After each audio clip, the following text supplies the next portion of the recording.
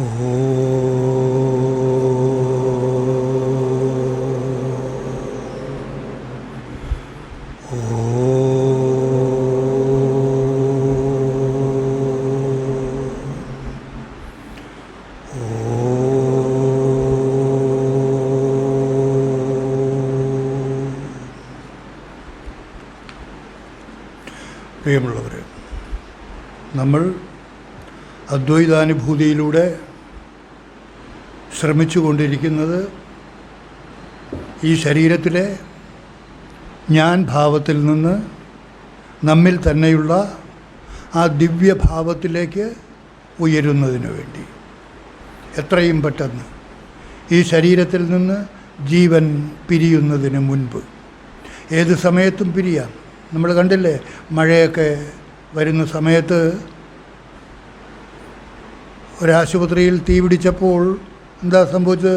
അവിടെയുള്ള എത്രയോ കുട്ടികൾ, കൊച്ചു കുട്ടികൾ തീ പിടിച്ചു മരിച്ചു. ആ പസഫിക് ദ്വീപ സമൂഹത്തിലെങ്ങാണ്ട് ഉരുൾ പൊട്ടി വന്നപ്പോൾ ഏതാണ്ട് 2000-ഓളം ആളുകൾ മണ്ണിനടിയിലായിപ്പോയി.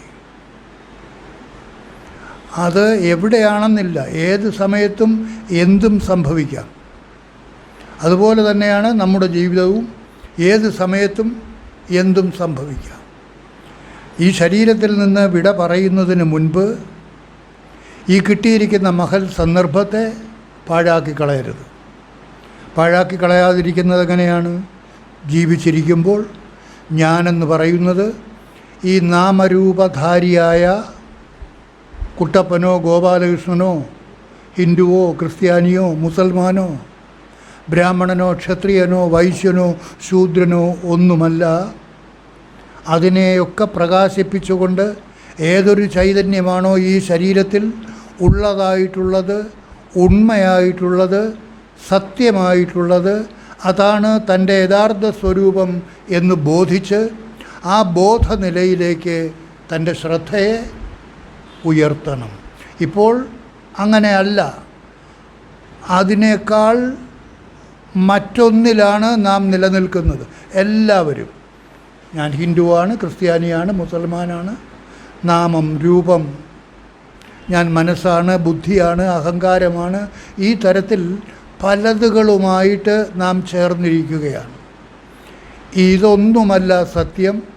ഇതിനൊക്കെ സാക്ഷിയായിരിക്കുന്ന ആ ചൈതന്യ സ്വരൂപമാണ് തൻ്റെ യഥാർത്ഥ സ്വരൂപം എന്ന് ബോധിച്ച് ആ ബോധനിലയിൽ, ആ സാക്ഷിഭാവത്തിൽ തന്നെ സദാ ഈ ശരീരത്തിൽ വർത്തിക്കണം, പുലരണം. നമ്മുടെ ശ്രദ്ധ, നമ്മുടെ പ്രജ്ഞ സദാ നിലനിൽക്കണം, നിലനിർത്തണം.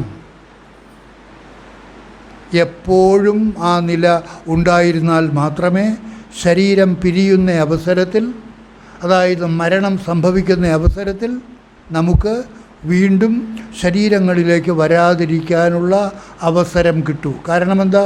ജീവിച്ചിരിക്കുന്ന അവസരത്തിൽ ഇതല്ല ഞാൻ, ഇതിനകത്തിരിക്കുന്ന അത്, തത് ത്വമസി, അതാണ് നീ. സാമവേദത്തിലെ ഛാന്തോഗ്യോപനിഷത്തിൽ പറയുന്ന മഹാവാക്യം തത് ത്വമസി. അത് ബോധിച്ച് ഓരോരുത്തരും ഞാൻ അതാണ് എന്ന തരത്തിൽ പറയത്തക്കവണ്ണമുള്ള നില ആർജിക്കണം. I am that. ആ ദാറ്റ് എന്ന് പറയുന്ന ഏതാണ്? നിങ്ങളുടെ ഓരോരുത്തരുടെയും ഉള്ളിലിരിക്കുന്ന ആ പരമസത്യം. അതിന് നമ്മളെപ്പോഴും പറഞ്ഞിട്ടുള്ള ഒരു ഉദാഹരണം എടുത്താൽ, യമുനാ നദിയുടെ കരയിൽ ഒരു സന്യാസി വന്നു. കുറേ ദിവസമായിട്ട് അവിടെ താമസിക്കുകയാണ്. ഒരു മഹാത്മാവാണ്. ദീർഘകാലമായിട്ട് ഉപവാസമനുഷ്ഠിക്കുന്ന സന്യാസിയാണെന്ന് മനസ്സിലായപ്പോൾ കൃഷ്ണൻ്റെ, ദ്വാരകയിലെ കൃഷ്ണൻ്റെ ഗോപസ്ത്രീകൾ, വീട്ടിലെ സ്ത്രീകളെല്ലാവർക്കും ആ മഹാത്മാവിനെ ഒന്ന് കാണണമെന്നുണ്ടായി. അതിനുവേണ്ടി അദ്ദേഹത്തിന് ആഹാരം കൊടുത്ത് പ്രീതനാക്കുവാൻ വേണ്ടിയിട്ട് എന്തെല്ലാം വിശിഷ്ട ഭോജ്യങ്ങൾ ഉണ്ടാക്കാൻ സാധിക്കുമോ അതൊക്കെ കൊണ്ട് ആ സ്ത്രീകൾ, ശ്രീകൃഷ്ണൻ്റെ ഭവനത്തിലുണ്ടായിരുന്ന സ്ത്രീകളും ഗോപസ്ത്രീകളും എല്ലാം കൂടെ അങ്ങോട്ട് പോകാൻ തീരുമാനിച്ചപ്പോൾ യമുന കരകവിഞ്ഞൊഴുകുകയാണ്. അങ്ങോട്ട് പോകാൻ നിവൃത്തിയില്ല, ഭയങ്കരമായ വെള്ളപ്പൊക്കം. അപ്പോൾ ശ്രീകൃഷ്ണനോട് പറഞ്ഞു, ഞങ്ങൾക്ക് അക്കരെ പോകാൻ നിവൃത്തിയില്ലല്ലോ എന്ന് പറഞ്ഞപ്പോൾ ശ്രീകൃഷ്ണൻ അവരോട് പറഞ്ഞു, ആ യമുനാ നദിക്ക് അക്കരെയുള്ള മഹാത്മാവ് ജീവിതകാലം മുഴുവനും അനുഷ്ഠിക്കുന്നത് സത്യമാണെങ്കിൽ ഹേ യമുനെ വഴിമാറിത്തരൂ എന്ന് പറഞ്ഞാൽ മതി, യമുന വഴിമാറിത്തരും എന്ന് പറഞ്ഞു. അവർക്കത് കേട്ടപ്പോൾ അത്ര വിശ്വാസം തോന്നിയില്ലെങ്കിലും പറഞ്ഞത് ശ്രീകൃഷ്ണനായതുകൊണ്ട് അവർ യമുനാ നദിയുടെ കരയിൽ നിന്നുകൊണ്ട് യമുനയെ നോക്കി അങ്ങനെ തന്നെ പറഞ്ഞു, ഹേ യമുനെ, യമുനാ നദിക്ക് അക്കരെ വന്നിരിക്കുന്ന മഹാത്മാവ് ജീവിതകാലം മുഴുവനും ഉപവാസമിരിക്കുന്നയാളാണെങ്കിൽ, മഹാത്മാവ് ആണെങ്കിൽ ഞങ്ങൾക്ക് അങ്ങോട്ട് കടന്നു പോകുന്നതിനുള്ള മാർഗമൊരുക്കൂ എന്ന് പറയാത്ത താമസം യമുന അവർക്ക് വഴിമാറിക്കൊടുത്തു. അവർ യമുന കടന്ന് അക്കരെ ചെന്ന് ആ മഹാത്മാവിനെ അവർ വേണ്ട വിധം ഊട്ടി. എന്ന് പറഞ്ഞാൽ ഒരാളിനുള്ള ആഹാരമൊന്നുമല്ല കൊണ്ടുപോയത്, ഒരു 10-50 പേർക്ക് കഴിക്കത്തക്കവണ്ണമുള്ള ആഹാരവുമായിട്ടാണ്, വിശിഷ്ട ഭോജ്യങ്ങളുമായിട്ടാണ് ഈ സ്ത്രീകൾ അവിടെ എത്തിയത്. അത് മുഴുവനും അദ്ദേഹത്തെ കൊണ്ട് കഴിപ്പിച്ചു. അദ്ദേഹം കഴിച്ചതിന് ശേഷം അവിടുന്ന് പോകാനുള്ള യാത്ര പറഞ്ഞ് ഗോപസ്ത്രീകളും ശ്രീകൃഷ്ണൻ്റെ കുടുംബത്തിലുള്ള ആൾക്കാരും എല്ലാം നദിക്കരയിൽ വന്നപ്പോൾ പഴയതുപോലെ അങ്ങോട്ട് പോകാൻ കഴിയുന്നില്ല. അപ്പോൾ പറഞ്ഞു, നമുക്ക് നേരത്തെ പറഞ്ഞ മന്ത്രം തന്നെ ഇപ്പോൾ ചൊല്ലിയാൽ മതിയല്ലോ എന്ന് പറഞ്ഞ് അവർ മന്ത്രം ചൊല്ലാൻ തുടങ്ങിയപ്പോൾ അവർക്ക് തന്നെ തോന്നി, ആ മന്ത്രം എന്താണ് ഉദ്ദേശിച്ചിരുന്നത്? ഈ മഹാത്മാവ് ഇതപര്യന്തം ഉപവാസമനുഷ്ഠിക്കുന്നയാളാണെങ്കിൽ ഹേ യമുനെ എന്നല്ലേ നമ്മൾ പറഞ്ഞത്? ഇപ്പോൾ നമ്മൾ അദ്ദേഹത്തെ മൃഷ്ടാന്നം ഭുജിപ്പിച്ചു കഴിഞ്ഞല്ലോ, അദ്ദേഹം ആഹാരം കഴിച്ചു കഴിഞ്ഞല്ലോ. അതുകൊണ്ട് ഈ മന്ത്രം ഇനി എങ്ങനെ ശരിയാകും? ഈ മന്ത്രം ചൊല്ലിയാൽ നമുക്ക് വഴിമാറി തരികില്ലല്ലോ, അദ്ദേഹം ആഹാരം കഴിച്ചു പോയല്ലോ എന്ന് പറഞ്ഞ് ഇവർ നേരെ ആ മഹാത്മാവിൻ്റെ സമീപത്തേക്ക് ചെന്ന് പറഞ്ഞു, ഞങ്ങൾ വല്ലാത്ത ഒരവസ്ഥയിൽപ്പെട്ടിരിക്കുകയാണ്, എന്താ അങ്ങോട്ട് പോകാൻ കഴിയുന്നില്ല, ഗംഗ നിറഞ്ഞു കവിഞ്ഞൊഴുകുകയാണ്, ഞങ്ങൾക്ക് അങ്ങോട്ട് പോകണം. അപ്പോൾ മഹാത്മാവ് ചോദിച്ചു, നിങ്ങൾ എങ്ങനെയാണ് ഇങ്ങോട്ട് വന്നത്? അത് ഞങ്ങളൊരു മന്ത്രം പറഞ്ഞു. എന്താണ് ആ മന്ത്രം? അത് കൃഷ്ണൻ പറഞ്ഞ മന്ത്രമാണ്. ഇവിടെ ഗംഗാനദിക്കരയിൽ വന്നിരിക്കുന്ന മഹാത്മാവ് ഇതപര്യന്തം ആഹാരം കഴിച്ചിട്ടില്ലാത്ത ഉപവാസമനുഷ്ഠിക്കുന്ന ആളാണെങ്കിൽ ഹേ യമുനെ വഴിമാറി തരൂ എന്നാണ് ഞങ്ങൾ പറഞ്ഞത്, അതാണ് മന്ത്രം എന്ന് മഹാത്മാവിനോട് പറഞ്ഞപ്പോൾ ആ മഹാത്മാവ് പറഞ്ഞു, അത് തന്നെ നിങ്ങൾ ചൊല്ലിക്കോളൂ, ആ മന്ത്രം തന്നെ നിങ്ങൾ ചൊല്ലിക്കോളൂ. അപ്പോൾ അവർക്ക് അത് മനസ്സിലായില്ല. എന്താ സ്വാമി, അങ്ങ് ആഹാരം കഴിച്ചല്ലോ, നിങ്ങൾ ചൊല്ലി നോക്കൂ, ആ മന്ത്രം തന്നെ നിങ്ങൾ പോയി ചൊല്ലാൻ പറഞ്ഞു. ഗോപസ്ത്രീകൾ വിശ്വാസമില്ലാത്ത തരത്തിൽ ആ യമുനാ നദിക്കരയിൽ ചെന്ന് അതേ മന്ത്രം ചൊല്ലി. ഈ യമുനാ നദിക്കരയിൽ വന്നിരിക്കുന്ന മഹാത്മാവ് ജീവിതകാലം മുഴുവനും ഉപവാസമനുഷ്ഠിക്കുന്നത് സത്യമാണെങ്കിൽ ഹേ യമുനെ വഴിമാറി തരൂ എന്ന് പറയാത്ത താമസം യമുന പഴയതുപോലെ തന്നെ വഴിമാറി കൊടുത്തു. ഇവർ കടന്നുപോയി കഴിഞ്ഞ് ശ്രീകൃഷ്ണനെ കണ്ടപ്പോൾ അവർ ചോദിച്ചു, ഞങ്ങൾക്ക് ആദ്യം യമുന അങ്ങോട്ട് കടന്നു പോയപ്പോൾ ചൊല്ലിയ മന്ത്രം ഫലിക്കുമെന്ന് തോന്നിയില്ല, പക്ഷേ ഞങ്ങൾ മന്ത്രം ചൊല്ലിയപ്പോൾ അത് ഫലിച്ചു, അത് ഒരത്ഭുതമായിരുന്നു.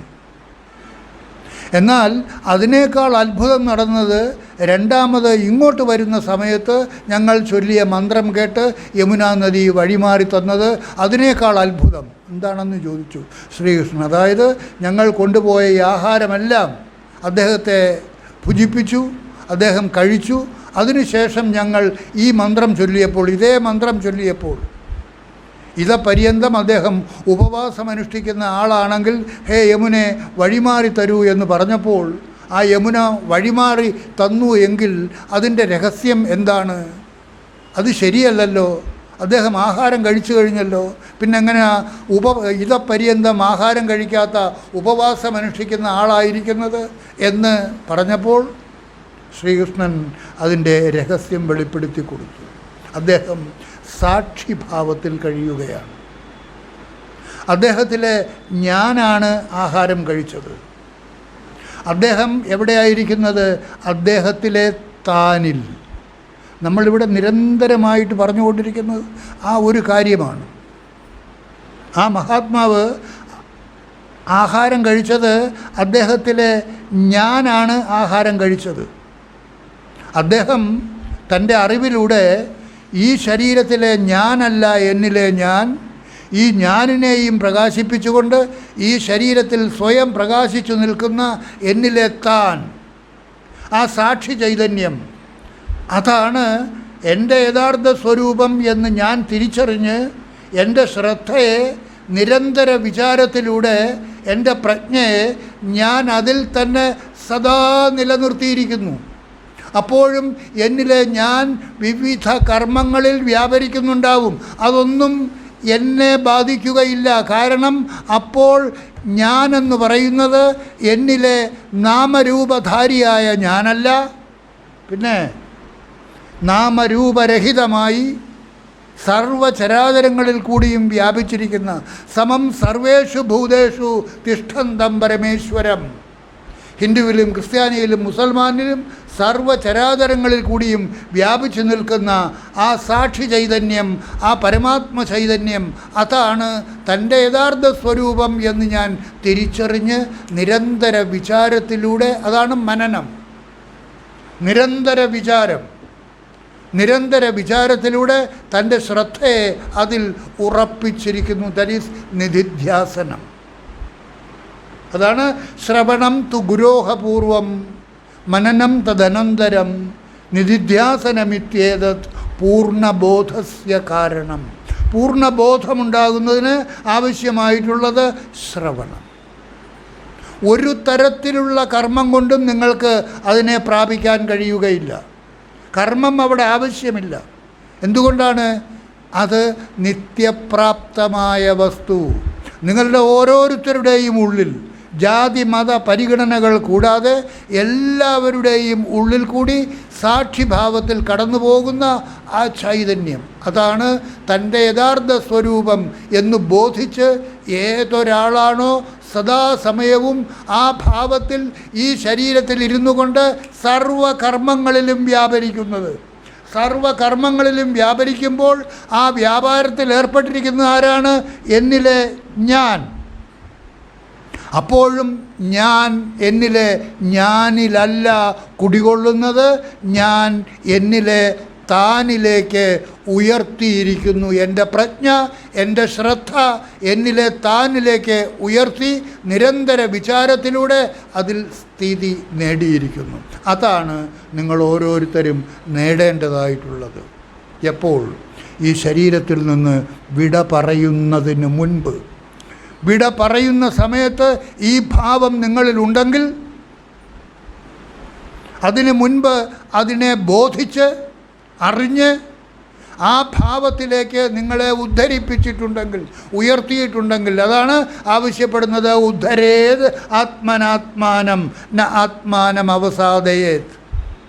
ആരും അവരവരെ താഴ്ത്തിക്കെട്ടരുത്. എവിടാ താഴ്ത്തിക്കെട്ടൽ? എന്നിലെ ഞാനിൽ നിങ്ങളിരിക്കുമ്പോൾ, എന്നിൽ ഞാനായിട്ട് നിങ്ങളെ തുടരാൻ അനുവദിക്കുകയാണെങ്കിൽ അതാണ് താഴ്ത്തിക്കെട്ടൽ. നിങ്ങൾ ഹിന്ദു ആയിട്ടിരിക്കൽ, നിങ്ങൾ ക്രിസ്ത്യാനി ആയിട്ടിരിക്കൽ, നിങ്ങൾ മുസ്ലിം ആയിട്ടിരിക്കൽ, നിങ്ങൾ ജാതി മത കോട്ടകൾക്കകത്താണ് നിങ്ങൾ കഴിയുന്നത് എങ്കിൽ നിങ്ങളെ താഴ്ത്തിക്കെട്ടിയിരിക്കുന്നു, അല്ലേ?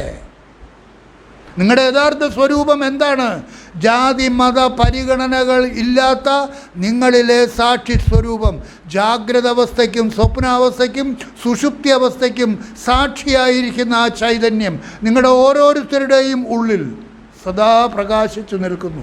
നിങ്ങൾ ഉറങ്ങുമ്പോൾ പോലും ആ ഉറക്കത്തിനും സാക്ഷിയായിരിക്കുന്ന ആ ചൈതന്യം, ആ സാക്ഷി ചൈതന്യം, അതാണ് എൻ്റെ യഥാർത്ഥ സ്വരൂപം എന്ന് ബോധിച്ച് സദാസമയവും ആ ഭാവത്തിലേക്ക് നിങ്ങളുടെ ശ്രദ്ധയെ ഉയർത്തിക്കൊണ്ടിരിക്കണം. അതിനാണ് ആ മന്ത്രം ഉപയോഗിക്കുന്നത്. എന്താ? സഹ അഹം, അതാണ് ഞാൻ. സോഹം, സഹ അഹം, ഇതിനകത്തിരിക്കുന്ന അതാണ് മംഗളസ്വരൂപം, അതാണ് ശിവം. ശിവനല്ല, ശിവം, മംഗളസ്വരൂപം, അത് പിരിഞ്ഞാൽ ഈ ശരീരം ശവമാകും, അമംഗളസ്വരൂപം. അതുകൊണ്ട് അത് ശിവം, മംഗളസ്വരൂപം.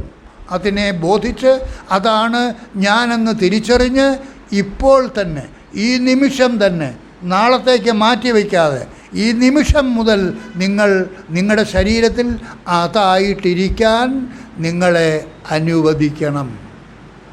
അതിലേക്ക് നിങ്ങളെ ഉയർത്തണം. ആരായാലും ജാതി മത പരിഗണനകളൊന്നുമില്ല. ഹിന്ദുവിൻ്റെയും ക്രിസ്ത്യാനിയുടെയും മുസൽമാൻ്റെയും ബ്രാഹ്മണൻ്റെയും ക്ഷത്രിയൻ്റെയും വൈശ്യൻ്റെയും ശൂദ്രൻ്റെയും ഒക്കെ ഉള്ളിൽ കൂടി കടന്നു പോകുന്ന ആ നാമരൂപരഹിതമായ ചൈതന്യം ഹിന്ദുവുമല്ല, ക്രിസ്ത്യാനിയുമല്ല, മുസൽമാനുമല്ല, ബ്രാഹ്മണനുമല്ല, ക്ഷത്രിയനുമല്ല, വൈശ്യനുമല്ല, ശൂദ്രനുമല്ല. അതാണ് നിങ്ങളുടെ ഓരോരുത്തരുടെയും ഉള്ളിലിരിക്കുന്നത് എന്ന് ബോധിച്ച് സ്വയം പ്രഖ്യാപിക്കണം, യെസ് ഐ എം ദാറ്റ്. ഇത് മനസ്സിലാക്കി നിങ്ങൾ ചെയ്യാതെ വേറെ എന്തെങ്കിലും കാര്യങ്ങളാണ് ആത്മജ്ഞാനത്തിന് വേണ്ടി, ആത്മസാക്ഷാത്കാരത്തിന് വേണ്ടി ചെയ്യുന്നത് എങ്കിൽ ആത്മസാക്ഷാത്കാരം നിങ്ങൾക്ക് കിട്ടാൻ പോകുന്നില്ല. മറ്റുള്ള ഒരുപാട് സാധനങ്ങളുണ്ട്. ആ സാധനങ്ങളെല്ലാം cleaning process, completely cleaning process. എന്തെല്ലാം സാധനങ്ങൾ ഈ മേഖലയിൽ ആധ്യാത്മികതയിൽ നിലനിൽക്കുന്നുണ്ടോ അതെല്ലാം ക്ലീനിങ് പ്രോസസ്സ് മാത്രം. സാക്ഷാത്കാരം കിട്ടുന്നത് എങ്ങനെയാണ്? അറിവിലൂടെ. എന്താ അറിവ്? നിങ്ങൾ ഈ കേട്ടത്. ഞാനെന്ന് പറയുന്നത് ഈ നാമരൂപധാരിയായ ഞാനല്ല, ഈ ഞാനിനെയും പ്രകാശിപ്പിച്ചുകൊണ്ട് ഈ ശരീരത്തിൽ സ്വയം പ്രകാശിച്ചു നിൽക്കുന്ന, ഞാൻ നടക്കുമ്പോൾ എന്നിൽ നടക്കാതിരിക്കുന്ന, ഞാൻ ഓടുമ്പോൾ എന്നിൽ ഓടാതിരിക്കുന്ന, എന്നിലെ ആ സാക്ഷി ചൈതന്യം എന്നോടൊപ്പം ഓടുന്നില്ല. എന്തുകൊണ്ടാണ് ഓടാത്തത്? അത് സർവചരാചരങ്ങളിലും വ്യാപിച്ച് ഇനി വ്യാപിക്കാൻ സ്ഥലമില്ലാത്തത് കൊണ്ട് സ്റ്റക്കായിട്ടിരിക്കുകയാണ്. അതിൽ ഞാനാണ് സഞ്ചരിക്കുന്നത്, എന്നിലെ താൻ സഞ്ചരിക്കുന്നില്ല, എന്നിലെ സാക്ഷി ചൈതന്യം സഞ്ചരിക്കുന്നില്ല. അതിൽ ഞാൻ ഓടുകയാണ്, ചാടുകയാണ്. ഞാൻ ഉണ്ണുമ്പോൾ എന്നിൽ ഉണ്ണാതിരിക്കുന്ന ചൈതന്യം, ആ ചൈതന്യമാണ് തൻ്റെ യഥാർത്ഥ സ്വരൂപം എന്ന് ബോധിച്ച് സദാസമയവും അതിനെ ഭാവന ചെയ്ത് യദ്ഭാവോ തദ്ഭവതു. വിചാരബിന്ദുപനിഷത്ത്. ശരീരമാത്മാനം മന്യമാനഃ ശരീരാത്മാ ഭവതി. സച്ചിദാനന്ദ സ്വരൂപ അഹമിതി മന്യമാനഃ ബ്രഹ്മൈവ ഭവസി. സച്ചിദാനന്ദ സ്വരൂപം, ആ സാക്ഷി ചൈതന്യം, ആ ഈശ്വര ചൈതന്യം, ആ ഈശ്വര ചൈതന്യമാണ് നിങ്ങൾ ഓരോരുത്തരും ഓരോ പേരുകളിട്ട് കൃഷ്ണനെന്നും ക്രിസ്തുവെന്നും അള്ളാഹുവെന്നും ഒക്കെ പേരിട്ട് വിളിക്കുന്നത്. പേരിടുമ്പോൾ അത് താഴ്ന്നു കഴിഞ്ഞു. നിങ്ങൾ അതിനെ നാമരൂപ കൂട്ടിനകത്താക്കുകയാണെങ്കിൽ അത് താഴ്ന്നു കഴിഞ്ഞു. ആ ചൈതന്യം നാമരൂപരഹിതമായ ചൈതന്യമാണ് എന്ന് ബോധിച്ച് ഈ ശരീരത്തിൽ നിങ്ങൾ അതിനെ കാണാതെ കണ്ട് ഞാൻ അതാണ് എന്ന് ബോധിച്ച് സദാസമയവും അത് മംഗളസ്വരൂപം ശിവം, ശിവോഹം, ശിവോഹം, ശിവോഹം, അല്ലെങ്കിൽ സോഹം, സഹ അഹം, അത് ഞാനാകുന്നു. ഇതല്ല ഞാൻ, ഇതിനകത്തിരിക്കുന്ന അത്. ഇതിനകത്തിരിക്കുന്ന അതിനെ കാണാതെ കാണണം. നമ്മൾ അദ്വൈതാനുഭൂതിയിൽ ഏതാണ്ട് 25ാമത്തെ മന്ത്രം പറഞ്ഞു നിർത്തിയിരിക്കുകയാണ്. ഘടനീരാന്ന പിഷ്ടാനാമുഷ്ണത്വം വന്യയോഗതഃ വന്യം വിനാ കഥം തേഷാം ഉഷ്ണത സ്യാത് യഥാ ക്വചിത്. അത് നമ്മൾ എടുത്തതാണ്. കുടത്തിലും വെള്ളത്തിലും അന്നത്തിലും അരിമാവിലും ഒക്കെ ചൂടുണ്ടാകുന്നത് അഗ്നിയുടെ സഹായത്തോടു കൂടി മാത്രമാണ്. അഗ്നിയില്ലാതെ ഇതിലൊന്നും ചൂട് പറ്റുകയില്ല, ചൂടുണ്ടാവുകയില്ല. അതുപോലെ വന്യം വിനാ കഥം തേഷാം ഉഷ്ണത സ്യാത്. അതുപോലെയാണ് ഈ അഗ്നി കൂടാതെ എങ്ങനെയാണ് ഇവയിലൊക്കെ ആ ഉഷ്ണത്വം ഉണ്ടാകുന്നത്? അതുപോലെ പഞ്ചഭൂത ഭൗതിക ദേഹാനാം സ്ഫൂർത്തിത സ്വാത്മയോഗത. അതുപോലെ ഈ പഞ്ചഭൂതങ്ങളും പഞ്ചഭൂതങ്ങളാൽ നിർമ്മിതങ്ങളായിട്ടുള്ള ഇതര വസ്തുക്കളിലും ഒക്കെ ആ സത്യത നിലനിൽക്കുന്നത് ആത്മയോഗം കൊണ്ടാണ്, ആത്മാവിൻ്റെ യോഗം കൊണ്ടാണ്, ചേർച്ച കൊണ്ടാണ്. നിങ്ങളുടെ ശരീരം ചൈതന്യവത്തായിരിക്കുന്നത് ആ ആത്മാവിൻ്റെ ചേർച്ച കൊണ്ടാണ്. ആ ആത്മാവിൻ്റെ ചേർച്ച നിങ്ങളിലില്ലെങ്കിൽ, ആ ആത്മതത്വം പിരിയുകയാണെങ്കിൽ എന്താ? ശവം.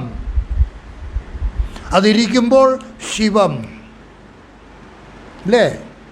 ആ ചൈതന്യ സ്വരൂപം നിങ്ങളുടെ ഉള്ളിലിരിക്കുമ്പോൾ ശിവം, മംഗളസ്വരൂപം. അല്ലെങ്കിൽ നിങ്ങളെത്ര സുന്ദരിയാണെങ്കിലും നിങ്ങളുടെ ഭർത്താവിന് വേണ്ട. എന്താ? ആ ശിവം പിരിഞ്ഞാൽ, ആ ചൈതന്യം പിരിഞ്ഞാൽ. നിങ്ങളുടെ മക്കൾക്ക് അമ്മയെ വേണ്ട, അമ്മയുടെ ശരീരം അവിടെ കിടക്കുന്നു. ഇന്നലെ വരെ, ഇതുവരെ, കഴിഞ്ഞ നിമിഷം വരെ അമ്മയായിരുന്നു. പക്ഷേ ആ ചൈതന്യം പിരിഞ്ഞപ്പോൾ, ആ ശിവം പിരിഞ്ഞപ്പോൾ, ആ മംഗളസ്വരൂപം പിരിഞ്ഞപ്പോൾ അമംഗളസ്വരൂപമായി, ശവമായി. പിന്നെ അവർക്ക് വേണ്ട. അപ്പോൾ ജീവിച്ചിരിക്കുന്ന അവസരത്തിൽ അത് പിരിയുന്നതിന് മുൻപ് അതിനെ ബോധിച്ച് ഞാൻ അതാണെന്ന് തിരിച്ചറിഞ്ഞ് സദാസമയത്തും നിങ്ങൾ ആ ഭാവത്തിലേക്ക് നിങ്ങളെ ഉദ്ധരിപ്പിച്ചുകൊണ്ടിരിക്കണം. അതാണ് ആധ്യാത്മികത. വേറൊന്നും ആധ്യാത്മികതയല്ല.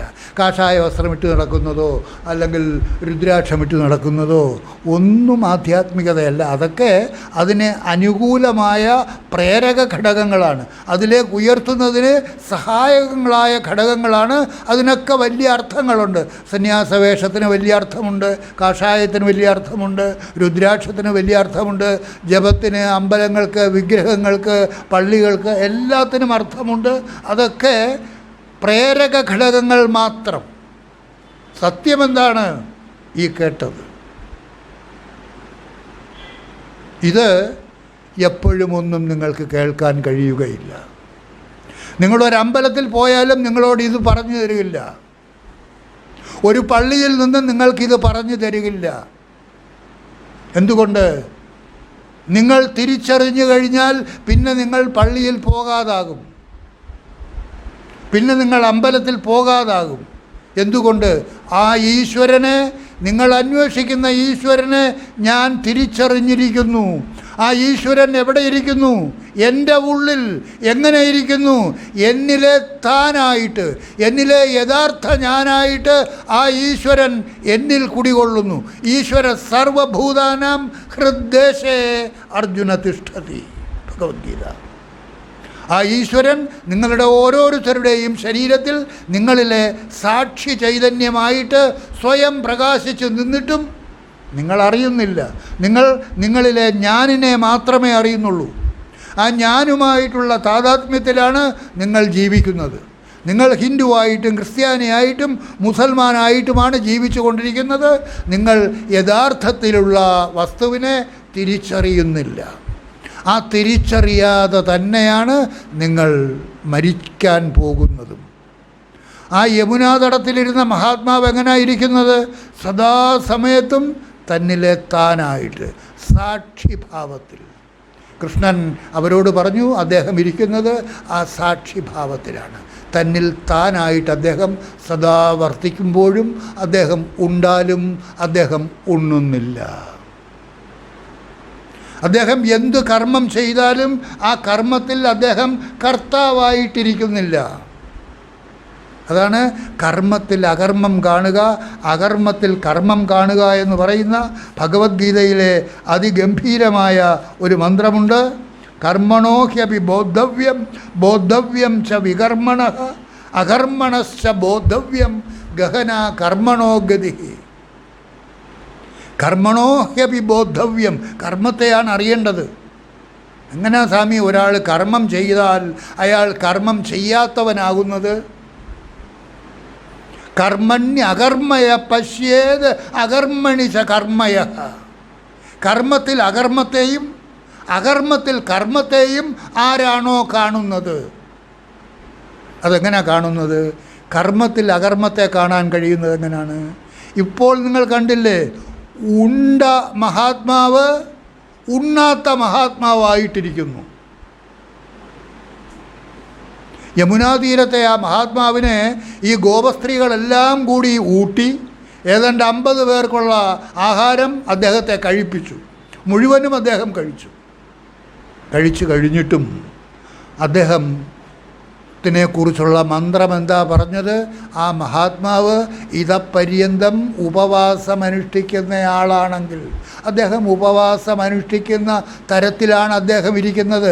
ഉപവാസത്തിലിരിക്കുന്നത്, ആഹാരം കഴിക്കാതിരിക്കുന്നത് ആരാണ്? ഞാൻ ഉണ്ണുമ്പോഴും എന്നിൽ ഉണ്ണാതിരിക്കുന്നത് എന്നിലെത്താൻ. മനസ്സിലാകുന്നില്ല എന്നൊന്നും പറയരുത്. ഞാൻ ഉണ്ണുമ്പോഴും എന്നിൽ ഉണ്ണാതിരിക്കുന്നതാരാണ്? എന്നിലെ താൻ. ഉണ്ണുന്നതാരാണ്? എന്നിലെ ഞാൻ. എന്നിലെ ഞാൻ ഉണ്ണുമ്പോഴും എന്നിലെ താൻ ആ ഊണിന് സാക്ഷിയായിട്ട് എന്നിലിരിക്കുന്നു. എന്നിലെ സർവകർമ്മങ്ങൾക്കും സാക്ഷിയായിട്ട് ആ ചൈതന്യം എൻ്റെ ഓരോരുത്തരുടെയും, നിങ്ങളുടെ ഓരോരുത്തരുടെയും ഉള്ളിലുണ്ടായിട്ടും നിങ്ങൾ അതിനെ അറിയാതെയാണ് ഈ ശരീരം വിട്ടുപോകാൻ പോകുന്നത്. അതിനിടയാകരുത്. അതിനിടയായാൽ എന്താ? ഈ ശരീരം വിട്ടുപോകുന്നത് ഞാൻ ഭാവത്തിലാണ് വിട്ടുപോകുന്നത് എങ്കിൽ നിങ്ങൾക്ക് വീണ്ടും ജനിക്കേണ്ടി വരും. പുനർജനിക്കാതിരിക്കണമെങ്കിൽ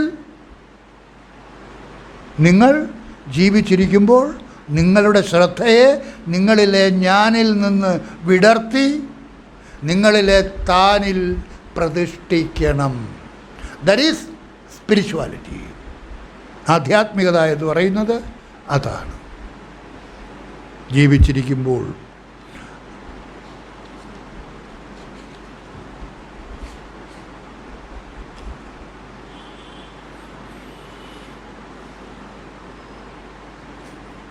നമ്മളെപ്പോഴും പറയാറുള്ള ഒരു മന്ത്രമാണ് ഞാൻ ഓർക്കുന്നത്.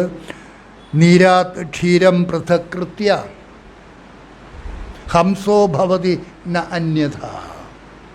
പാലും വെള്ളവും കലർത്തി വച്ചിരിക്കുന്ന മിശ്രിതത്തിൽ നിന്ന് ഹംസം ഏതു പ്രകാരമാണോ ആ വെള്ളത്തിനെ നീക്കിയിട്ട് പാല് മാത്രം ഭുജിക്കുന്നത്, അതുപോലെ ഈ സ്ഥൂല സൂക്ഷ്മ ശരീരങ്ങളുമായിട്ട് താതാത്മ്യം പ്രാപിച്ചിരിക്കുന്ന എന്നിലെ തന്നെ ആ സാക്ഷി ചൈതന്യത്തെ നിങ്ങൾ വേർതിരിച്ചെടുത്ത് സ്ഥൂലാദേഹി സ്വം പൃഥകൃത്യ മുക്തോ ഭവതി ന അന്യഥ.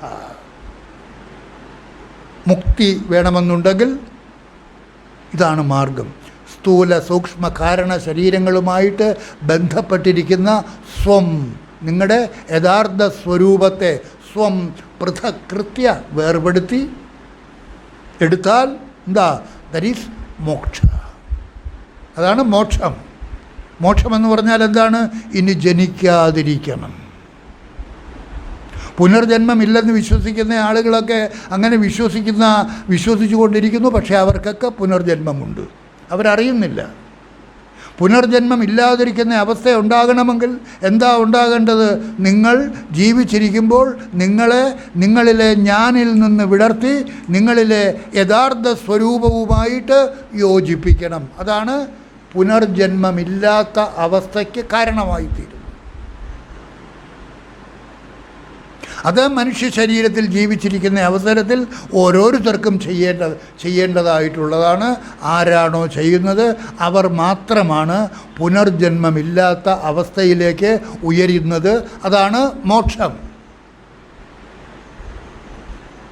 സ്ഥൂലാദേഹി സ്വം പൃഥകൃത്യ മുക്തോ ഭവതി ന അന്യഥ. ശുകരഹസ്യോപനിഷത്താണെന്ന് തോന്നുന്നു. നീരാത് ക്ഷീരം പൃഥകൃത്യ ഹംസോ ഭവതി. സംസ്കൃതമാണെങ്കിലും എത്ര ലളിതമാണ്. പാലും നീരും കലർന്നിരിക്കുന്ന മിശ്രിതത്തിൽ നിന്ന് ഏതു പ്രകാരമാണോ ജലത്തെ നീക്കി പാല് മാത്രം ഭുജിക്കുന്നത്, അപ്പോഴാണ് ഒരാൾ ഹംസമാകുന്നത്. അങ്ങനെയുള്ള ആളിനെയാണ് പരമഹംസൻ എന്ന് പറയുന്നത്. നമ്മൾ രാമകൃഷ്ണ പരമഹംസൻ എന്ന് പറയുന്നു. ഏതർത്ഥത്തിലാണ് പറയുന്നത്? അവർ തൻ്റെ ശ്രദ്ധയെ തന്നിലെ ഞാനിൽ നിന്ന് വിടർത്തി തന്നിലെ താനിൽ ഉറപ്പിച്ചിരിക്കുന്നു. ദാറ്റ് ഈസ് പരമഹംസാവസ്ഥ. രാമകൃഷ്ണ പരമഹംസൻ ആ നിലയിൽ കഴിഞ്ഞയാളാണ്.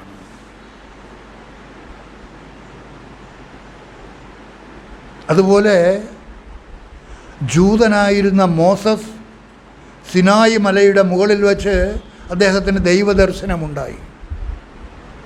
അവിടെ വെച്ചാണ് അദ്ദേഹത്തിന് 10 കൽപ്പനകൾ കിട്ടുന്നത്, സിനായി മലയിൽ വെച്ച്.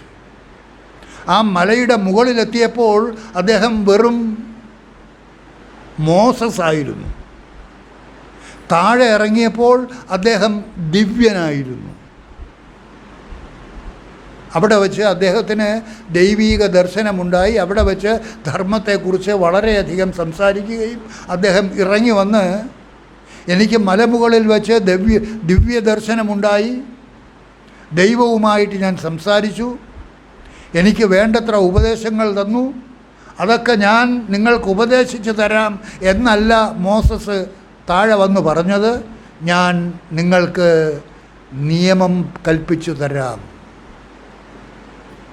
എന്ന് പറഞ്ഞാൽ അദ്ദേഹം ആ ഈശ്വരീയ ഭാവത്തിലാണ് വന്ന് സംസാരിക്കുന്നത്. എന്തുകൊണ്ട്? ബ്രഹ്മവിത് ബ്രഹ്മൈവ ഭവതി, സ യോ ഹ ബ്രഹ്മവേദ ബ്രഹ്മൈവ ഭവസി. ആരാണോ ആ ബ്രഹ്മത്തെ അറിയുന്നത് അവൻ ബ്രഹ്മം തന്നെ ആയിത്തീരുന്നു. നമ്മൾ വേറൊരു മന്ത്രം പറഞ്ഞിട്ടുണ്ട് മാനസോല്ലാസത്തിൽ. ശങ്കരാചാര്യ സ്വാമികളുടെ ശിഷ്യനായ സുരേശ്വരാചാര്യർ എഴുതിയ ദക്ഷിണാമൂർത്തി സ്തോത്രത്തിൻ്റെ വ്യാഖ്യാനത്തിൽ യഥാ സിദ്ധരസസ്പർശാത് താമ്രം ഭവതി കാഞ്ചനം, ഏതു പ്രകാരമാണോ സ്പർശമണി പച്ച ഇരുമ്പുമായിട്ട് സ്പർശിച്ചാൽ അത് സ്വർണമായി തീരുന്നത്, അതുപോലെയാണ് ഗുരുമുഖത്തു നിന്നുള്ള ഉപദേശ ശ്രവണത്തിലൂടെ ഓരോരുത്തരും ആ ബ്രഹ്മമായി തീരുന്നത്. അതുകൊണ്ടാണ് സത്സംഗത്തിൻ്റെ പ്രയോജനം. എത്ര നിങ്ങൾ കുത്തിയിരുന്ന് സ്വാധ്യായം നടത്തിയാലും ശ്രവണത്തിലൂടെ ഉണ്ടാകുന്ന അനുഭവം സ്വാധ്യായത്തിലൂടെ നിങ്ങൾക്ക് സ്വരൂപിച്ചെടുക്കാൻ കഴിയുകയില്ല. അതുകൊണ്ടാണ് നേരത്തെ നമ്മൾ പറഞ്ഞ മന്ത്രം ശ്രവണം തു ഗുരോഹ പൂർവം മനനം തദനന്തരം നിധിധ്യാസനമിത്യേതത് പൂർണ്ണബോധസ്യ കാരണം. ശ്രവണം, മനനം, നിധിധ്യാസനം. കേൾക്കുക, അറിയുക, നിരന്തര വിചാരത്തിലൂടെ അതായിത്തീരുക. ഏത് മന്ത്രമാണിപ്പോൾ പറഞ്ഞത്? മാനസോല്ലാസത്തിലെ യഥാ സിദ്ധരസസ്പർശാത് താമ്രം ഭവതി കാഞ്ചനം തഥാ ഗുരുപദേശശ്രവണാത് ശിഷ്യ തത്വമയോ ഭവേത്. ശിഷ്യൻ തത്വമയനായിത്തീരുന്നു. എന്താ തത്വമയം? തത്വമയൻ തത് ത്വമസി, നീ അതാകുന്നു. ഏത്? നിൻ്റെ ഉള്ളിലിരിക്കുന്ന അത്. ഇവിടെ ഒരു വ്യത്യാസവുമില്ല. ഹിന്ദു, ക്രിസ്ത്യൻ, മുസൽമാൻ, ഒരു വ്യത്യാസവുമില്ല. എല്ലാവരുടെയും സാക്ഷാത്കാരം ഇതിൽ കൂടി മാത്രം. വേറെ ഒരു തരത്തിലും സാക്ഷാത്കാരം കിട്ടുകയില്ല, ഒരു കർമ്മത്തിലൂടെയും കിട്ടുകയില്ല. കാരണം എന്താ? ഇത് കിട്ടേണ്ടതായിട്ടുള്ള വസ്തുവേ അല്ല, കിട്ടപ്പെട്ടിരിക്കുന്ന വസ്തു. നിങ്ങൾ ഓരോരുത്തരും നിങ്ങളുടെ ഉള്ളിൽ ആ സ്വരൂപസ്ഥിതിയിൽ തന്നെ ഇരുന്നിട്ടും നിങ്ങൾ അതായിട്ടിരിക്കാതെ അന്യഭാവത്തിൽ ഞാനായിട്ടിരിക്കുകയാണ്.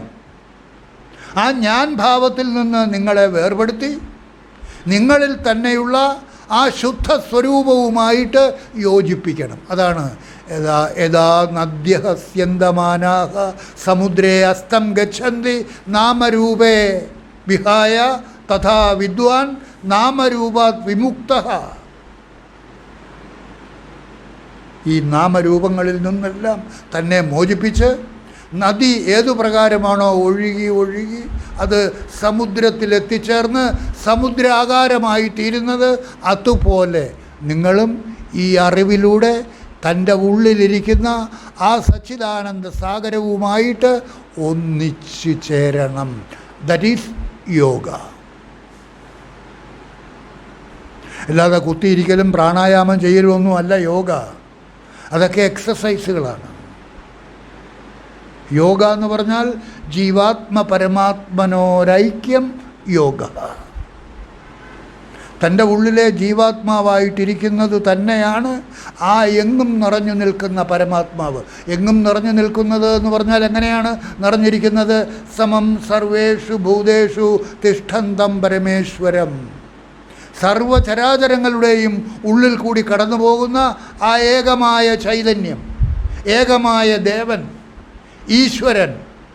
ഏകോ ദേവഃ സർവഭൂതേഷു ഗൂഢഃ സർവവ്യാപി സർവഭൂതാന്തരാത്മാ കർമാധ്യക്ഷഃ സാക്ഷി ചേത കേവലോ നിർഗുണശ്ച.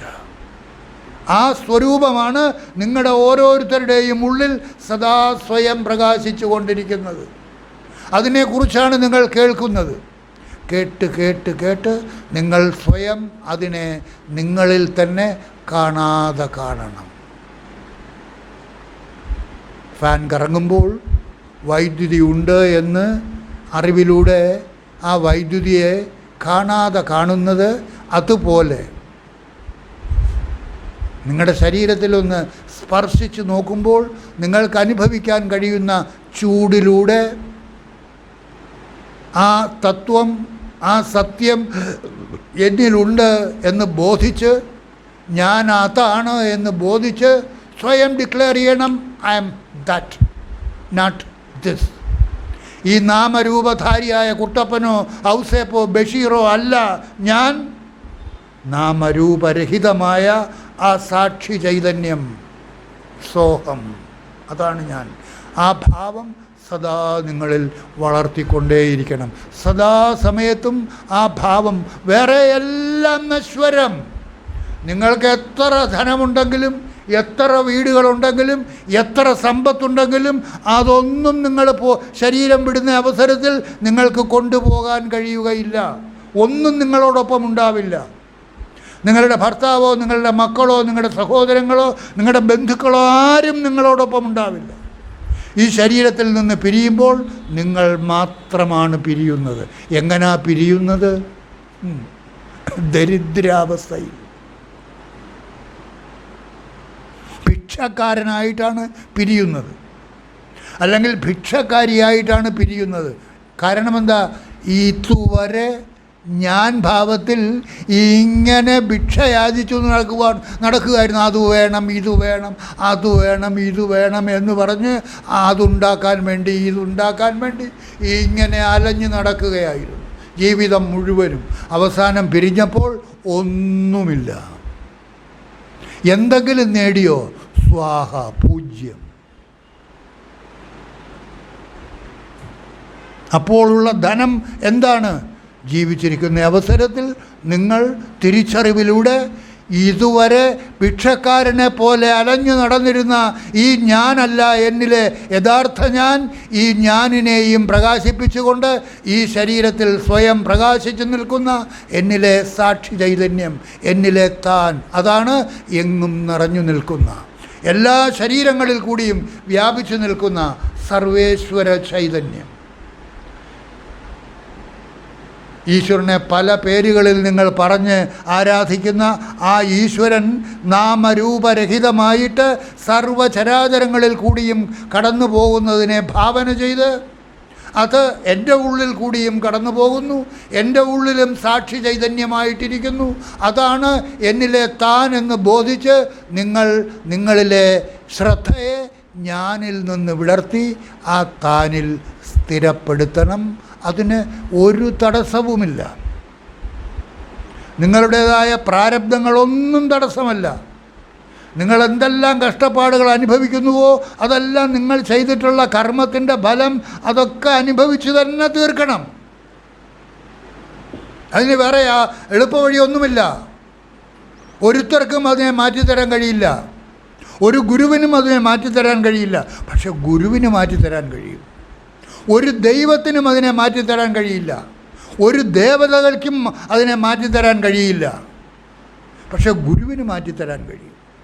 ഗുരു എങ്ങനെയാണ് മാറ്റിത്തരുന്നത്? അതനുഭവിച്ചു കൊണ്ടിരിക്കുന്ന ഞാനിൽ നിന്ന് നിങ്ങളെ വിടർത്തി നിങ്ങളിലെ താനിലേക്ക് ഉദ്ധരിപ്പിക്കും, ഉയർത്തും. അപ്പോൾ നിങ്ങൾ അനുഭവിക്കുമ്പോഴും നിങ്ങൾ അനുഭവിക്കുന്നില്ല. അപ്പോഴും നിങ്ങൾ കുഷ്ഠരോഗിയായിട്ട് അനുഭവിച്ചു കൊണ്ടിരിക്കുകയാണെങ്കിലും ആ കുഷ്ഠരോഗി തന്നിലെ ഞാനിൽ നിന്ന് തൻ്റെ ശ്രദ്ധയെ തന്നിലെ താനിലേക്ക് ഉയർത്തിയിട്ടുള്ള നിലയിലാണ് കഴിയുന്നതെങ്കിൽ അയാൾ കുഷ്ഠരോഗിയായിരിക്കുമ്പോഴും അയാൾ കുഷ്ഠരോഗിയായിരിക്കുന്നില്ല. എന്നിലെ ഞാനാണ് കുഷ്ഠരോഗി, അല്ലേ? എന്നിലെ ഞാനല്ല, എന്നിലെ യഥാർത്ഥ ഞാൻ, എന്നിലെ ഞാനിനെയും പ്രകാശിപ്പിച്ചു കൊണ്ടിരിക്കുന്ന എന്നിലെ താനാണ്, ആ സാക്ഷി ചൈതന്യമാണ് എന്നിലെ യഥാർത്ഥ ഞാൻ എന്ന തിരിച്ചറിവിലൂടെ ആ തിരിച്ചറിവിലേക്ക് ആരാണോ തന്നെ ഉദ്ധരിപ്പിച്ച്, എങ്ങനെയാണ് ഉദ്ധരിപ്പിക്കുന്നത്? നിരന്തര വിചാരത്തിലൂടെ. ഒരുത്തനെ തന്നെ നനച്ചിരുന്നാൽ വരുന്നതെല്ലാം അവനെന്ന് തോന്നും എന്ന് പറയുന്നത് പോലെ നിരന്തര വിചാരത്തിലൂടെ നിങ്ങൾ ആ ഭാവത്തിലേക്ക് നിങ്ങളെ ഉയർത്തണം. നിങ്ങൾ വിചാരം നടത്തിയാൽ മാത്രം മതി, നിങ്ങൾ താനേ ഉയർന്നോളും. വേറെ ഒന്നും അവിടെ ചെയ്യേണ്ട കാര്യമില്ല, ഒരു വളവും ഇട്ട് കൊടുക്കേണ്ട കാര്യമില്ല. ജസ്റ്റ് ബ്രൂഡിങ്, തിങ്കിങ്, വിചാരം മാത്രം. അഹം ബ്രഹ്മേതി നിശ്ചിത്യ അഹംഭാവം പരിത്യജ്യ സർവമേവ ലയം യാതി ഹസ്തസ്ഥ പുഷ്പവസ്ഥ. ഉറങ്ങിക്കൊണ്ടിരിക്കുന്ന കുട്ടിയുടെ കയ്യിൽ ഒരു പൂവിരുന്നാൽ ആ പൂവ് ആ ഉറക്കത്തിലേക്ക് നീങ്ങുന്നതിനനുസരിച്ച് ആ കുട്ടിയുടെ കയ്യിൽ നിന്ന് പൂവ് താഴെ വീഴുന്നത് പോലെ ഞാൻ ആ ബ്രഹ്മമാണ്, ആ സാക്ഷി ചൈതന്യമാണ് എന്ന ഭാവത്തിലേക്ക് നിങ്ങൾ നിരന്തര വിചാരത്തിലൂടെ ഉയർന്നുകൊണ്ടിരിക്കുകയാണെങ്കിൽ നിങ്ങളിലെ ഞാനും ഞാനിനെ തുടർന്നുള്ള എൻ്റേതുകളുമെല്ലാം നിങ്ങളറിയാതെ നിങ്ങളിൽ നിന്നൊഴിഞ്ഞു പോകും. നിങ്ങൾ തന്നിലെ താനിലേക്ക് ഉയർന്ന് അതിൽ സ്ഥിതി നേടും. അത് ഈ മനുഷ്യ ശരീരത്തിൽ ജീവിക്കുന്ന അവസരത്തിൽ നേടാതെയാണ് നിങ്ങൾ ഈ ശരീരം വിട്ടു പോകുന്നത് എങ്കിൽ തീർച്ചയായിട്ടും ബുദ്ധൻ്റെ അവസാന ദിവസത്തെ കാര്യം നിങ്ങൾക്കറിയാം, പറഞ്ഞിട്ടുണ്ട് നമ്മൾ. ബീഹാറിലെ ഒരു പാവപ്പെട്ട ഒരു ഭക്തൻ ബുദ്ധനെ ഭക്ഷണത്തിന് ക്ഷണിച്ചു. ബീഹാർ എപ്പോഴും ദാരിദ്ര്യത്തിൻ്റെ പിടിയിലാണ്, ഒന്നുമില്ല. കുമിൾ മരത്തിലൊക്കെ വളർന്നു വരുന്ന കുമിൾ പറിച്ച് കറി വെച്ചാണ് ആഹാരമുണ്ടാക്കിയത്.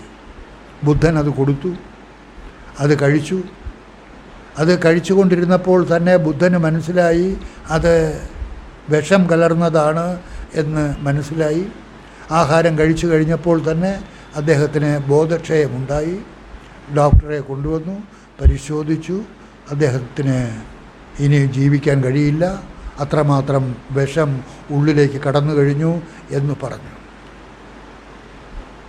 അപ്പോൾ മരിക്കുന്നതിന് മുൻപ് ആ ഭക്തൻ ബുദ്ധനോട് ചോദിച്ചു, അങ്ങക്കിത് കയ്പുള്ളതായിട്ട് പെട്ടിരുന്നെങ്കിൽ എന്തുകൊണ്ട് അങ്ങ് എന്നോട് പറഞ്ഞില്ല? അദ്ദേഹം ആ ആഹാരം കൊടുത്ത പാവപ്പെട്ടവൻ ബുദ്ധനെ വീശിക്കൊണ്ടിരിക്കുകയായിരുന്നു. അപ്പോൾ ബുദ്ധൻ പറഞ്ഞു, ആ കയ്പ് അനുഭവപ്പെട്ടുകൊണ്ടിരുന്നപ്പോൾ നീ വിശറി കൊണ്ട് എന്നെ വീശിക്കൊണ്ടിരിക്കുകയായിരുന്നു, നിൻ്റെ കണ്ണിൽ കൂടി ആനന്ദാശ്രുക്കൾ ഒഴുകിക്കൊണ്ടിരിക്കുകയായിരുന്നു. ആ സമയത്ത് ഞാൻ എങ്ങനെ ഈ സത്യത്തെ നിൻ്റെ മുഖത്ത് നോക്കി പറയും? അത്രമാത്രം കാരുണ്യവാനായിരുന്നു ശ്രീബുദ്ധൻ, കരുണാമയനായിരുന്നു. അപ്പോൾ ബുദ്ധൻ അതിനുശേഷം ആനന്ദനെയും അദ്ദേഹത്തിൻ്റെ ശിഷ്യൻ മറ്റുള്ള എല്ലാവരെയും വിളിച്ചു പറഞ്ഞു, നിങ്ങളൊരു കാര്യം ചെയ്യണം. എനിക്ക് ആദ്യത്തെ ആഹാരം തന്നയാളും അവസാനത്തെ ആഹാരം തന്നയാളും അങ്ങേയറ്റം ബഹുമാനിതരാണ്. അവർക്ക് യാതൊരു അപകടവും നേരിടരുത്. അതുകൊണ്ട് ഈ ആളിനെ യാതൊരു കാരണവശാലും ആരും ഉപദ്രവിക്കരുത് എന്ന് നിങ്ങളെല്ലാവരോടും പറയണമെന്ന് പറഞ്ഞപ്പോൾ ആനന്ദൻ അതിനെതിരായിട്ട് സംസാരിച്ചു. അതെങ്ങനെ? അങ്ങയെ കൊന്നയാളാണ് ഇദ്ദേഹം, അങ്ങയ്ക്ക് വിഷം തന്നയാളാണ് ഇദ്ദേഹം. അത് അദ്ദേഹം അറിയില്ലല്ലോ, അത് അദ്ദേഹത്തിനും അറിയില്ല. ഇത് പ്രകൃതിദത്തമായ കാര്യം. ആ ഗുണങ്ങളുമായിട്ട് പ്രവർത്തിക്കുന്നു. കുമിളിലെ ഗുണം എൻ്റെ ശരീരത്തിലെ ഗുണങ്ങളുമായിട്ട് പ്രതിപ്രവർത്തിച്ച് മരിക്കാനുള്ള സമയമായപ്പോൾ ഞാൻ മരിച്ചിരിക്കുന്നു, അല്ലാതെ അയാളെ ഇതിന് കാരണമാക്കരുത്. അതുകൊണ്ട് അതാണ് ആ ഭാവത്തിൽ അതിന് സാക്ഷിയായിരുന്നു ബുദ്ധൻ. തനിക്ക് വിഷബാധ ഏറ്റുകൊണ്ടിരിക്കുന്നു എന്നുള്ള ആ അറിവ് ബുദ്ധനുണ്ടായിരുന്നു. അപ്പോൾ ബുദ്ധൻ അതിന് സാക്ഷിയായിരിക്കുകയാണ്. എപ്പോഴും സാക്ഷിഭാവത്തിലിരിക്കണം, എപ്പോഴും സാക്ഷിഭാവത്തിലിരിക്കണം. യമുനാ നദിയുടെ കരയുള്ള ആ മഹാത്മാവും സാക്ഷിഭാവത്തിലായിരുന്നു. ആഹാരം കഴിച്ചുകൊണ്ടിരുന്നപ്പോൾ ആ ആഹാരം കഴിച്ചുകൊണ്ടിരുന്നത് ആരാണ്? എന്നിലെ ഞാനാണ് ആഹാരം കഴിച്ചുകൊണ്ടിരുന്നത്. എന്നിലെ താൻ സാക്ഷിഭാവത്തിലിരിക്കുന്നു. അതുപോലെ നിങ്ങളിലെയും ഓരോ നിമിഷവും ആ സാക്ഷിഭാവത്തിലേക്ക് നിങ്ങളെ ഉയർത്തി അവിടെ സ്ഥിരപ്പെടുത്തണം. അതിന് നിങ്ങളുടെ ജീവിതം തടസ്സമേ അല്ല. യമുനാ നദിക്കരയിലെ മഹാത്മാവ് ഉണ്ടപ്പോഴും ഉപവാസത്തിലിരിക്കുന്നു എന്നുള്ള ഭാവത്തിന് തടസ്സമേ ഉണ്ടായിട്ടില്ല. നിങ്ങളേത് കർമ്മം ചെയ്താലും ആ കർമ്മം ചെയ്യുമ്പോഴും നിങ്ങൾ കർത്താവല്ലാതിരിക്കാം. അതാണ് നമ്മൾ നേരത്തെ പറഞ്ഞത്, കർമ്മണോ ഹ്യപി ബോദ്ധവ്യം ബോദ്ധവ്യം ച വികർമ്മണഃ അകർമ്മണശ്ച ബോദ്ധവ്യം ഗഹനാ കർമ്മണോ ഗതി. ഭഗവത്ഗീത 3-ാമത്തെ അധ്യായത്തിൽ കർമ്മയോഗത്തിൽ വരുന്നതാണ് ഇത്. 3-ാമത്തെ അധ്യായത്തിൽ ഏതാണ്ട് 17-ാമത്തെ ശ്ലോകത്തിൽ വരും. 18-ാമത്തെ ശ്ലോകം പറയും, കർമ്മണ്യകർമ്മയ പശ്യേത് അകർമ്മണി ച കർമ്മയ. കർമ്മത്തിൽ അകർമ്മത്തെയും അകർമ്മത്തിൽ കർമ്മത്തെയും ദർശിക്കണം. കർമ്മത്തിൽ അകർമ്മത്തെ ദർശിക്കുന്നത് എങ്ങനെയാണ്? ഞാൻ കർമ്മം ചെയ്തുകൊണ്ടിരിക്കുമ്പോൾ ഞാൻ കർത്താവ്, ആ കർമ്മത്തിൻ്റെ കർത്താവ് ഞാനാണല്ലോ. ആ ഞാനാകുന്ന കർത്താവ് എങ്ങനെയാണ് അകർത്താവായിട്ട് മാറുന്നത്, അകർത്താവായിട്ടിരിക്കുന്നത്, കർത്താവല്ലാതിരിക്കുന്നത് എങ്ങനെ? എന്നിലെ ഞാനാണ് കർമ്മം ചെയ്തുകൊണ്ടിരിക്കുന്നത്. നിങ്ങളിലെ ഞാനിൽ നിന്ന് ഉദ്ധരിപ്പിച്ച് നിങ്ങളിലെ ഞാനിലേക്ക് ഉയർത്തി അവിടെ പ്രതിഷ്ഠിച്ചിട്ടുണ്ടെങ്കിൽ നിങ്ങൾ കർമ്മം ചെയ്തുകൊണ്ടിരിക്കുമ്പോഴും നിങ്ങൾ കർത്താവല്ല. ഇത് വളരെ ശ്രദ്ധാപൂർവം മനസ്സിലാക്കേണ്ടതാണ്. കർമ്മം ചെയ്തുകൊണ്ടിരിക്കുന്ന ഒരാൾ കർത്താവാണ്. ആ ആളിലെ കർത്തൃത്വം കർമ്മം ചെയ്തുകൊണ്ടിരിക്കുമ്പോഴും ഇല്ലാത്ത നിലയിലേക്ക് ഉയരുന്നത് എപ്പോഴാണ്? ആരാണോ തന്നിലെ ഞാൻ ഭാവത്തിൽ നിന്ന് വിടർത്തി തന്നിലെ താൻ ഭാവത്തിലേക്ക് ഉയർത്തി അതിൽ പ്രതിഷ്ഠിച്ചിട്ടുണ്ടെങ്കിൽ, സ്ഥിരമായിട്ട് പ്രതിഷ്ഠിച്ചിട്ടുണ്ടെങ്കിൽ അയാൾ കർത്താവായിട്ട് ചെയ്യുന്ന കർമ്മങ്ങളുടെ ഒന്നും കർത്തൃത്വം അയാളെ ബാധിക്കുന്നതല്ല. ആ കർത്തൃത്വം അതിലെ ഞാനോളമേ വരൂ. ആ കർമ്മത്തിൻ്റെ കർത്തൃത്വം അയാളിലെ ഞാനിനെ വന്ന് ബാധിക്കുമ്പോൾ ഞാൻ അവിടെ ഇല്ല. അയാൾ തന്നിലെ ഞാനിനെ ഉദ്ധരിപ്പിച്ച് തന്നിലെ താനിൽ പ്രതിഷ്ഠിച്ച് കഴിഞ്ഞിരിക്കുന്നു. അതുകൊണ്ട് ആ ഞാനിൽ വന്ന കർത്തൃത്വം അവിടെ ഇല്ലാതായിത്തീരും. അഡ്രസ് ഇല്ലാത്ത കത്തുകളൊക്കെ ഡെഡ് ലെറ്റർ ഓഫീസിലേക്ക് പോകുന്നത് പോലെ തന്നിലെ ഞാനിലേക്ക് വരുന്ന കർത്തൃത്വം മുഴുവനും അകർത്തൃത്വമായിട്ട് മാറും. അപ്പോഴാണ് കർമ്മത്തിൽ അകർമ്മം ദർശിക്കുന്നത്. കർമ്മണോ ഹ്യപി കർമ്മണ്യ അകർമ്മയ പശ്യേത്. കർമ്മത്തിൽ ആരാണോ അകർമ്മം ദർശിക്കുന്നത്, കർമ്മം ചെയ്തിട്ടും ഞാൻ കർമ്മം ചെയ്യാത്തവനായിട്ട് ഇരിക്കുന്ന നിലയിലേക്ക് എങ്ങനെയാണ് ഒരാളിന് ഉയരാൻ കഴിയുന്നത്, അല്ലെങ്കിൽ തന്നെ ഉയർത്താൻ കഴിയുന്നത്? എങ്ങനെ? അറിവിലൂടെ. ആ അറിവെന്താണ്? ആരാണോ തന്നിലെ നാമരൂപധാരിയായ ഞാൻ ഭാവത്തിൽ നിന്ന് വേർതിരിച്ച് നാമരൂപരഹിതമായ ആ സാക്ഷി ചൈതന്യമായ തന്നിലെ താനിലേക്ക് ഉദ്ധരിപ്പിച്ച്, ആ തന്നിലെ താനാണ് ഈശ്വര ചൈതന്യം. ഈശ്വര സർവഭൂതാനാം ഹൃദ്ദേശേ അർജുന തിഷ്ഠതി. ഈശ്വരനെ കണ്ടിട്ടുണ്ടോ നിങ്ങൾ? എവിടെ ഈശ്വരനെ കാണാം? അമ്പലത്തിലെ വിഗ്രഹങ്ങളിലൊന്നും നിങ്ങൾക്ക് ഈശ്വരനെ കാണാൻ സാധിക്കില്ല. അതൊക്കെ വെറും കൽപ്പനകൾ മാത്രം. ആ ഈശ്വരൻ എവിടെ ഇരിക്കുന്നത്? നിങ്ങളുടെ ഉള്ളിൽ, നിങ്ങളുടെ ഓരോരുത്തരുടെയും ഉള്ളിൽ സാക്ഷിഭാവത്തിലിരിക്കുന്ന ആ ഈശ്വരനായിട്ട് നിങ്ങൾ സ്വയം മാറണം. അതുകൊണ്ടാണ് നേരത്തെ പറഞ്ഞത്, മോസസ് സിനായി മലയിലെത്തിയപ്പോൾ അദ്ദേഹം വെറും മോസസ് ആയിരുന്നു, ജൂതൻ. താഴോട്ടിറങ്ങി വന്നപ്പോൾ അദ്ദേഹം ദിവ്യനായിരുന്നു. അതുപോലെ നിങ്ങളിലെ ഞാൻ ഭാവത്തിൽ നിന്ന് ഉദ്ധരിപ്പിച്ച്, ഇവിടെ ഇരിക്കുന്ന ആളുകൾ പല തരത്തിലുള്ള ആളുകളാണ്, പല തരത്തിലുള്ള പ്രവൃത്തികളിൽ വ്യാപരിക്കുന്നതാണ്, പല തരത്തിലുള്ള സാഹചര്യങ്ങളിൽ പെടുന്നവരാണ്. ഇതൊക്കെ നമുക്കാകുമോ എന്ന് വിചാരിക്കുന്നവരുണ്ടാകും.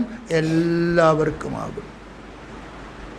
വിദ്യാഭ്യാസമുള്ളവനും ഇല്ലാത്തവനും, രോഗിയും കുഷ്ഠരോഗിയായാലും ഏത് രോഗിയായാലും, പട്ടിണി കിടക്കുന്നവനായാലും ജോലിയുള്ളവനായാലും ഇല്ലാത്തവനായാലും, വിദ്യാഭ്യാസമുള്ളവനായാലും ഹിന്ദുവായാലും ക്രിസ്ത്യാനിയായാലും മുസൽമാനായാലും ഏതൊരാളാണെങ്കിലും അവനിലെ ആ ഈശ്വര ചൈതന്യം ആണ് സർവവ്യാപിയായ ഏകനായ ഈശ്വരൻ.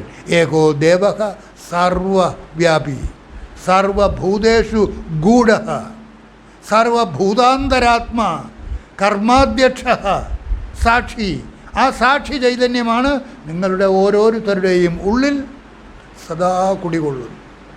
അതിലേക്ക് നിങ്ങൾ ഇതുവരെ ശ്രദ്ധ ചെലുത്തിയിട്ടില്ല. നിങ്ങൾ ആരെങ്കിലും ഉള്ളിലോട്ട് നോക്കിയിട്ടുണ്ടോ ആ ഈശ്വരനെ? നിങ്ങൾ ഓരോരുത്തരും ഞാൻ ഈശ്വരൻ തന്നെയാണ് എന്ന് സ്വയം വിചാരിച്ച് നോക്കിയിട്ടുണ്ടോ? അപ്പോൾ ഉടനെ നിങ്ങൾക്ക് ചിന്ത വരും, എനിക്കെങ്ങനെ ഈശ്വരനാകാൻ കഴിയും? ഞാൻ ജീവനല്ലേ? ജീവന് ഈശ്വരനാകാൻ കഴിയുമോ? എന്തുകൊണ്ട് കഴിയില്ല? ജീവൻ നാമരൂപധാരിയായിട്ടിരിക്കുന്ന ഭാവത്തിലാണ് നിങ്ങൾ കൺസിഡർ ചെയ്യുന്നത് എങ്കിൽ നിങ്ങൾ ജീവൻ. സ്കന്ദോപനിഷത്ത് പറയുന്നില്ലേ, ജീവയേവ ശിവഃ ശിവയേവ ജീവഃ. ജീവൻ തന്നെയാണ് ശിവൻ, ശിവൻ തന്നെയാണ് ജീവൻ. ജീവോ ദേവഃ സദാശിവഃ, സദാശിവം, ആ മംഗളസ്വരൂപം, ആ സാക്ഷി ചൈതന്യം. ജാതി മത പരിഗണനകൾ കൂടാതെ സർവ്വ ആളുകൾക്കും ഈ മനുഷ്യ ശരീരത്തിൽ ജീവിച്ചിരിക്കുമ്പോൾ തന്നെ ആ ഉന്നത നിലയിലേക്ക്, ആ ഉയർന്ന നിലയിലേക്ക്, ആ ദിവ്യ നിലയിലേക്ക് തന്നെ ഉദ്ധരിപ്പിച്ചാൽ ഇനി ജനിമൃതികളിൽ കുടുങ്ങാതെ ആ മുക്താവസ്ഥയിലേക്ക് തന്നെ ഉദ്ധരിപ്പിക്കാൻ സാധിക്കും. ഹംസം പാലും വെള്ളവും കലർത്തി വച്ചിരിക്കുന്ന മിശ്രിതത്തിൽ നിന്ന് വെള്ളത്തിനെ നീക്കിയിട്ട് പാലിനെ ഏതു പ്രകാരമാണോ ഉൾക്കൊള്ളുന്നത് അതുപോലെ ആ ജീവഭാവത്തെ അങ്ങോട്ട് മാറ്റിയിട്ട് ആ ദിവ്യഭാവത്തെ നിങ്ങൾ ഉൾക്കൊള്ളണം. അതാണ് നിങ്ങൾ കേട്ടുകൊണ്ടിരിക്കുന്നത്. കേട്ട് കേട്ട് കേട്ട് അതിനെ നിങ്ങൾ നിങ്ങളുടെ ഉള്ളിൽ കാണാതെ കാണണം. ആരുടെ ഉള്ളിലാണ് ഇല്ലാത്തത്? 3-4 ദിവസമായിട്ട് നിങ്ങൾ ഉറങ്ങിയിട്ടേ ഇല്ല. ഇന്നലെ ശരിയായിട്ട് കിടന്നുറങ്ങി. നേരം വെളുത്തപ്പോൾ പറയുകയാണ്, ഈ കഴിഞ്ഞ ആഴ്ച ഞാൻ ഉറങ്ങിയിട്ടേ ഇല്ല, ഇന്നലെ ഒന്നും അറിഞ്ഞില്ല, സുഖമായിട്ട് ഉറങ്ങി. ആരാ പറയുന്നത്? ഉറങ്ങിയിരുന്നയാളാണ് പറയുന്നത്, ഉറങ്ങിക്കിടന്നയാളാണ് പറയുന്നത്. എങ്ങനെ അയാൾക്ക് പറയാൻ കഴിഞ്ഞത്?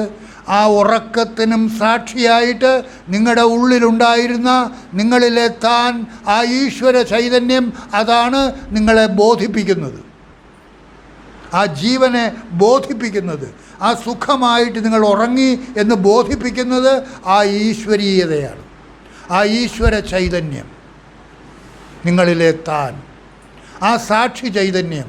അതുകൊണ്ട് ആ സാക്ഷി ചൈതന്യമാണ് എപ്പോഴും നിങ്ങളുടെ ഉള്ളിൽ, എപ്പോഴും. ഇപ്പോൾ നിങ്ങൾ കേട്ടുകൊണ്ടിരിക്കുന്നു, ആ കേട്ടുകൊണ്ടിരിക്കുന്ന നിങ്ങളെയും കണ്ടുകൊണ്ട് ആ സാക്ഷിഭാവത്തിൽ നിങ്ങളുടെ ഉള്ളിലിരിക്കുന്ന ചൈതന്യം. ഏത് കർമ്മത്തിൽ നിങ്ങൾ വ്യാപരിച്ചു കൊണ്ടിരിക്കുമ്പോഴും ആ കർമ്മത്തിനും സാക്ഷിയായിട്ട് നിങ്ങളുടെ ഉള്ളിൽ ആ കർമ്മത്തിൽ ഇടപെടാതെ സാക്ഷിഭാവത്തിലിരിക്കുന്ന ആ ചൈതന്യം, അതിനെ നിങ്ങൾ വേർതിരിച്ചറിഞ്ഞ് അതാണ് ഞാനെന്ന് ബോധിച്ച് സദാസമയവും 24 മണിക്കൂറും ഏത് കർമ്മം ചെയ്യുമ്പോഴും നിങ്ങൾ ആ മന്ത്രം ഉരുവിട്ടുകൊണ്ടിരിക്കണം. സോഹം സോഹം സോഹം. ആ മന്ത്രം ഉരുവിട്ടുകൊണ്ടിരിക്കുമ്പോൾ ആ ഭാവത്തെ നിങ്ങൾ കാണാതെ കാണണം. Yes, I am that. ആ സാക്ഷി ചൈതന്യം, ആ സച്ചിദാനന്ദ സ്വരൂപം, ആ ശിവം, ഏതൊന്നിനെയാണോ നമ്മൾ ശിവനെന്നും കൃഷ്ണനെന്നും യേശുവെന്നും ഒക്കെ വിളിച്ചുകൊണ്ടിരിക്കുന്നത്, ആ ചൈതന്യം, നാമരൂപരഹിതമായ ആ ചൈതന്യം, അതാണ് എന്നിൽ സാക്ഷിഭാവത്തിൽ, സർവചരാചരങ്ങളിലും സാക്ഷിഭാവത്തിൽ കുടികൊള്ളുന്നത് എന്ന് മനസ്സിലാക്കി അതിനെ സദാ കാണാതെ കണ്ടുകൊണ്ട് ആ ഭാവത്തിലേക്ക് നിങ്ങളുടെ ശ്രദ്ധയെ ഉയർത്തിക്കൊണ്ടേയിരിക്കണം. നിരന്തരമായിട്ട് ആരാണോ ഉയർത്തിക്കൊണ്ടിരിക്കുന്നത് അവൻ ആ ഭാവത്തിൽ സ്ഥിരപ്പെടും. അവനാണ് സ്ഥിരപ്രജ്ഞനാകുന്നത്. അവൻ്റെ പ്രജ്ഞ അതിൽ സ്ഥിരമാകും. ഇതിന് നിങ്ങൾ കുടുംബത്തിൽ ഒരു ബഹളവും ഉണ്ടാക്കണ്ട. ഇതൊക്കെ ഉള്ളിൻ്റെ ഉള്ളിൽ നടക്കേണ്ട കാര്യം, അവരവരുടെ ഉള്ളിൽ നടക്കേണ്ട കാര്യം. മറ്റുള്ള ആരോടും ഇത് പറയേണ്ട. നിങ്ങൾക്ക് വേണ്ടി നിങ്ങളുടെ മുതൽ, നിങ്ങളുടെ ധനം ചത്തുപോകുന്ന അവസരത്തിൽ ഈ ധനമുണ്ടെങ്കിൽ നിങ്ങൾ രക്ഷപ്പെട്ടു. ഇല്ലാതെ നശ്വരമായ വസ്തുക്കളിൽ പിടിമുറുക്കി അതിനു വേണ്ടിയാണ് നിങ്ങൾ ജീവിച്ചു കൊണ്ടിരിക്കുന്നത് എങ്കിൽ ഭിക്ഷക്കാരനായിട്ട് ഈ ശരീരത്തിൽ നിന്ന് വിട പറയേണ്ടി വരും. അതിനുള്ള അവസരമുണ്ടാക്കരുത്. ഏതു പ്രായത്തിലും നിങ്ങൾക്ക് ഈ ഭാവത്തിലേക്ക് നിങ്ങളെ മാറ്റാൻ സാധിക്കും. പ്രായം ഒരു വ്യത്യാസമല്ല, ഒരു തടസ്സമല്ല.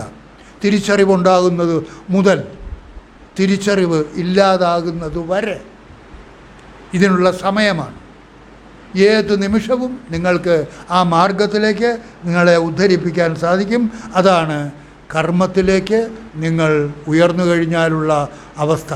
കർമ്മം ചെയ്തുകൊണ്ടിരിക്കുമ്പോഴും നിങ്ങൾ കർത്തൃത്വത്തിൽ നിന്ന് മാറുന്നു, രക്ഷപ്പെടുന്നു. കർമ്മത്തിൽ അകർമ്മം ദർശിക്കുന്നു. ഞാൻ കർമ്മം ചെയ്യുമ്പോഴും ഞാൻ അതിൻ്റെ കർത്താവല്ല. എങ്ങനെയാണ് കർത്താവല്ല എന്ന് പറയുന്നത്? ഞാനാണ് കർമ്മം ചെയ്തത്.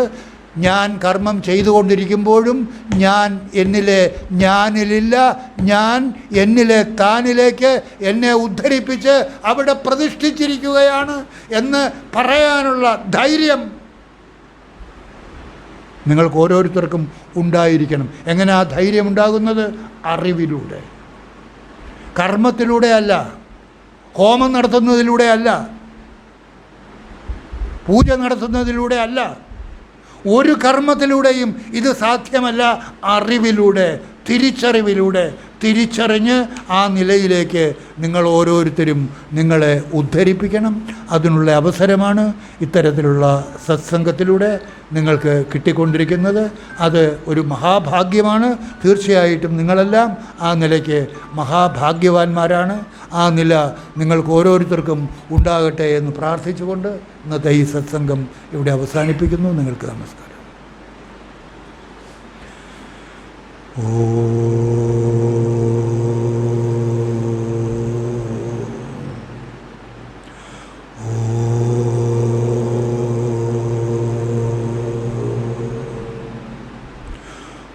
ഓ